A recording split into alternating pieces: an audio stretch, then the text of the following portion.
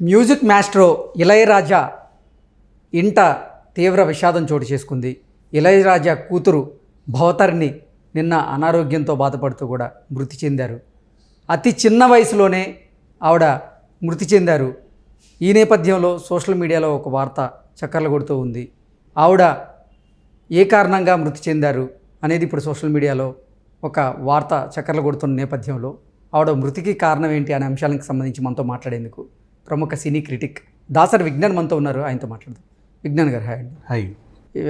Music maestro Ilaiyaraaja ఇంట విషాదం చోటు చేసుకుంది. అతి చిన్న వయసులోనే ఇళయరాజా కూతురు అకాల మరణం చెందారు. ఏంటి ఆవిడ చనిపోవడానికి కారణం ఏంటి? క్యాన్సర్ వల్ల అని చెప్పేసి ఈ న్యూస్.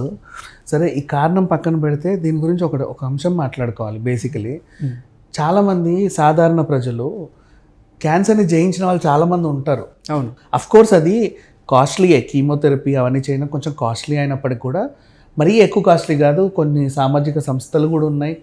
కొద్దో గొప్ప ఖర్చు పెట్టుకున్నా కూడా క్యాన్సర్ని జయించి బ్రతికిన వాళ్ళు చాలామంది ఉన్నారు.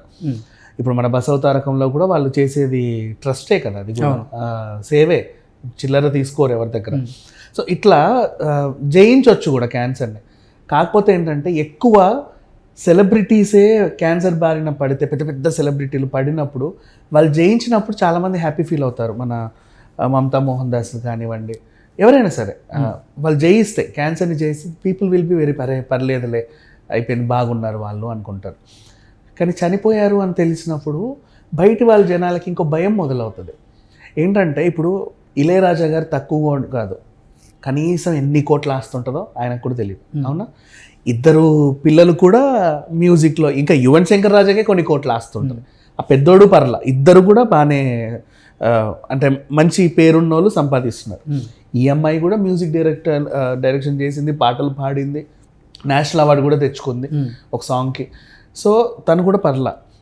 అయితే వాళ్ళ ఫ్యామిలీ ఇన్ని కోట్ల ఆస్తులు ఉన్నా కూడా క్యాన్సర్ని వీళ్ళు జయించలేకపోయారంటే అది ఇంకెంత పెద్ద రోగమో. క్యాన్సర్ వస్తే మనం చచ్చినట్టు చనిపోవాలి. ఎందుకంటే 1000 కోట్లు ఉన్నోళ్ళు కూడా దాన్ని నుంచి బయటికి రాలేకపోతున్నారు, కంపల్సరీ చనిపోతారు. జనాల్లో భయం ఇది. భారతదేశంలో క్యాన్సర్ కోసం అత్యద్భుత టెక్నాలజీతో చికిత్సలు ఉన్నాయి. అయినా సరే ఆవిడ భారతదేశంలో కాకుండా శ్రీలంకలో, పక్కన ఉన్నటువంటి దేశం శ్రీలంకకు వెళ్ళి అక్కడ చికిత్స తీసుకున్నారు. ఎందుకు అక్కడ చికిత్స తీసుకోవాల్సి వచ్చింది అనేది ఇప్పుడు సర్వత్రా ఒక వార్త చర్చనీయాంశంగా మారింది. మోస్ట్లీ కన్యాకుమారి సైడ్ ఉండే వాళ్ళంతా కూడా అటే మొగ్గు చూపుతారు, అటువైపు హాస్పిటల్స్కి అలవాటు పడతారు. అండ్ కొంతమంది శ్రీలంక ఆయుర్వేదానికి బాగా అలవాటు పడతారు. మరి ఈవిడ ఆయుర్వేదం తీసుకుందా ఎలోపతి తీసుకుందా మనకు తెలియదు, కానీ మోస్ట్లీ ఆయుర్వేదంలో కూడా మనకేంటి శస్త్రచికిత్సలు ఉన్నాయి. వాళ్ళు ఎంతసేపు లేపనాలే నూరు ఇవ్వరు, అందులోనూ శస్త్రచికిత్సలు ఉన్నాయి. కాకపోతే వాటి సక్సెస్ రేట్ ఎంత అనేది నాకు కూడా అంత తెలియదు. బట్ బేసికలీ చెప్పాలంటే శ్రీలంకని చూస్ చేసుకునేది మాత్రం ఎక్కువ ఆయుర్వేదానికి మోస్ట్లీ చాలామంది కూడా. అండ్ ఈవెన్ అలోపతికి కూడా ఆ బార్డర్లో ఉండే వాళ్ళంతా కూడా అటువైపే ఎందుకో మొగ్గు చూపిస్తూ ఉంటారు. అది వాళ్ళ విశ్వాసం అంతే, దాన్ని ఇంకేం చేయలేం. ఎట్లా అయితే చాలామంది కేరళ వైద్యానికి చాలా ఇష్టపడి వెళ్తూ ఉంటారు మోస్ట్లీ, అట్లా కొన్ని కొన్ని చోట్ల విశ్వాసాలు ఉంటాయి. ఇప్పుడు అంతెందుకు, మన కరోనా టైంలో ఆనందయ్య నాటు వైద్యం, అదేమన్నా పెద్ద వైద్యమేం కాదు, తను ఏదో చేశాడు. కానీ దానికి కూడా అంటే విశ్వాసం వాళ్ళదే. కొంతమంది హోమియోపతినే నమ్ముతారు, ఎంత పెద్ద రోగం రాని ఆపరేషన్లు కూడా పోరు.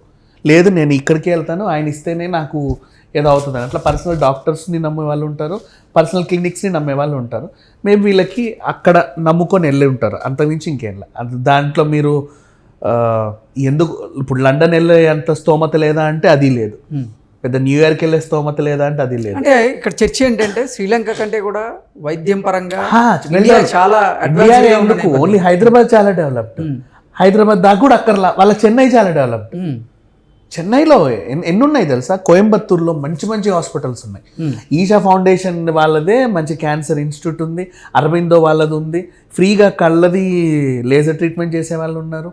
ఇక్కడ నుంచి వెళ్తారు అక్కడికి, బోల్డ్ ఉన్నాయి. అక్కడ ఆర్గనైజేషన్ తరఫున చేసే వాళ్ళు ఉన్నారు, ప్రైవేట్ హాస్పిటల్స్ ఉన్నాయి, చాలా ఉన్నాయి.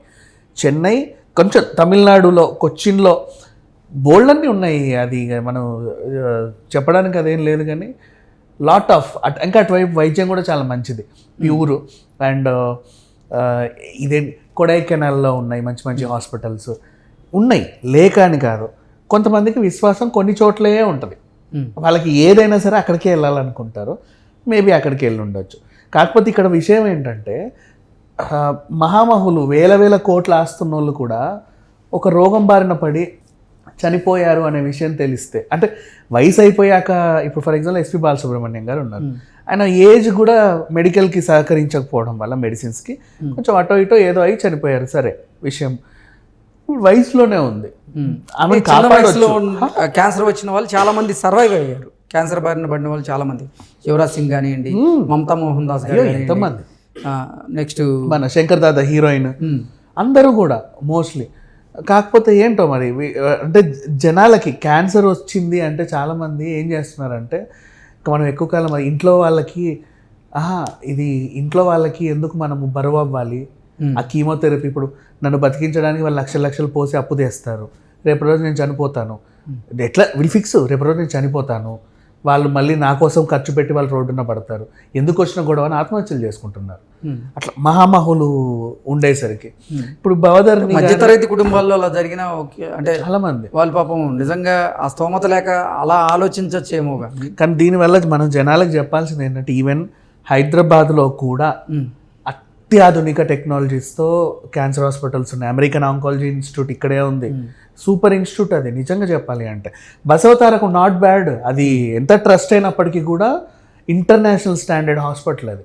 ఇంకా ఉన్నాయి బోల్డ్ అని క్యాన్సర్ ఇన్స్టిట్యూట్లు, హాస్పిటళ్ళు చాలా, నాట్ ఓన్లీ హైదరాబాద్, చెన్నైలో ఉన్నాయి, బెంగళూరులో, అంటే పేరుకున్న సిటీస్ అన్నిట్లోనూ ఉన్నాయి. వీళ్ళ స్తోమత ఉన్నా లేకున్నా ట్రస్ట్లు కూడా ఉన్నాయి. వీళ్ళు రావడానికి కూడా ఖర్చులు లేవు వీళ్ళకి, అంటే జస్ట్ టోల్ ఫ్రీ నెంబర్స్ కూడా ఉన్నాయి.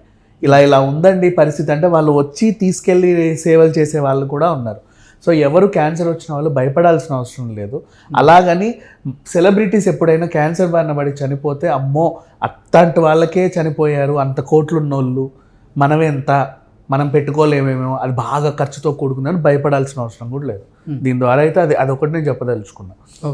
ఓకే విజ్ఞాన్ గారు, థ్యాంక్ యూ సో మచ్.